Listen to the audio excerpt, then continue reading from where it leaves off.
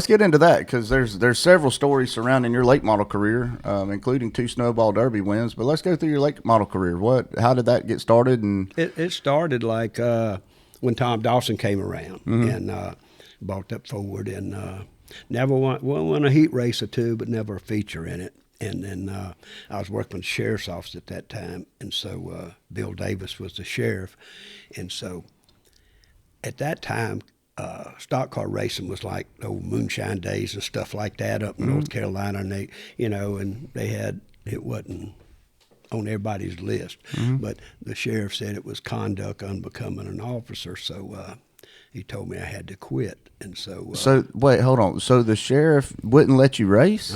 Correct. No doubt. And so anyway, I started racing in Mobile under a different name. I started racing under What name did you race under? Cotton Davis. Cotton Davis. That's awesome. So that was pretty neat. And so we got lucky over in Mobile and won a race. And so they put our picture in the Mobile Press Register. So I got suspended for that, racing in Mobile.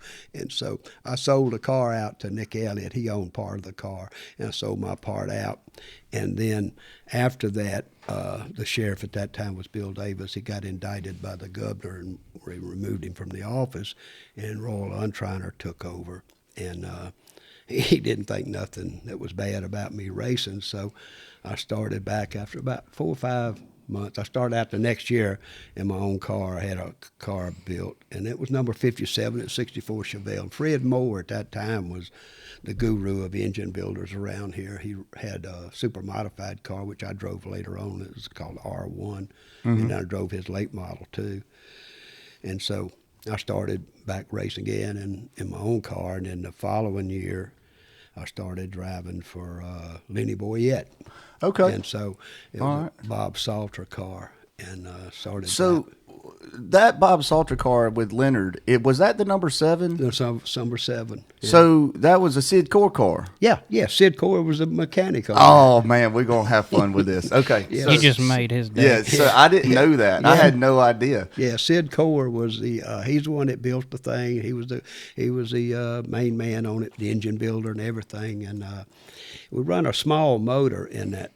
Is a Bob Salter Chevrolet sponsored car, 68 I've got a picture Chevelle, of that. 68 Chevelle, Yeah, number I've got a 7. picture of it. And so, anyway, make a long story short, we ran in the top 3 all year and won a couple races and all that, and and we get stretched out, and it was running a little small motor, which back then I told you the rules were 9 pounds a cubic inch. So if Right. you run a 302, you only had to weigh 2,700 pounds, and if you run a 350, you had to weigh 30. That's it. Wait, is that you right there, probably driving it? Yeah. Holy cow, Jake! That's that picture of Pop's old car. That's awesome. Yeah. Well, not to interrupt you. I'm sorry. You but didn't that's even know awesome. that, did you? No, I didn't know that Oh, Mr. wow. Dickey Yeah. drove it. Yeah.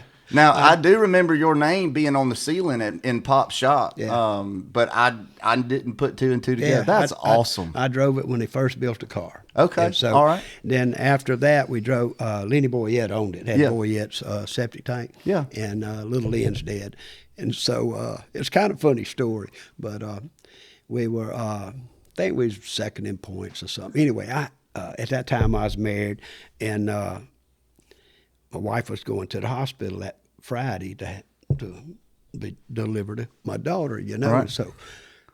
Anyway, I went to the hospital, and Lenny wanted me to go to the racetrack. I said, I'm not going. Right. So Lenny fired me more or less and put Armand Holly in there.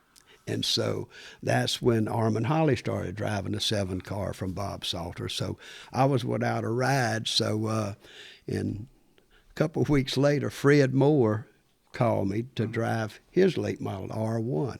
And so the first time I got in the R1, I won the feature and outrun Lenny in his 7 No car. doubt. So that was a deal with the 7 car, which, it was a good deal. Yeah. I mean, That car stayed around for a long time, yeah, too. it did. It Yeah. did. It was a good car. And I drove Fred's car. We won a lot of races his car, but back then the drivers got paid 40%.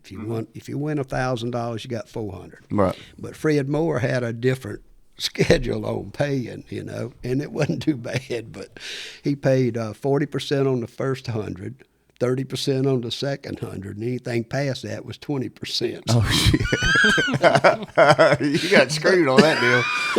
Yeah. But it was a good deal. It was a good deal.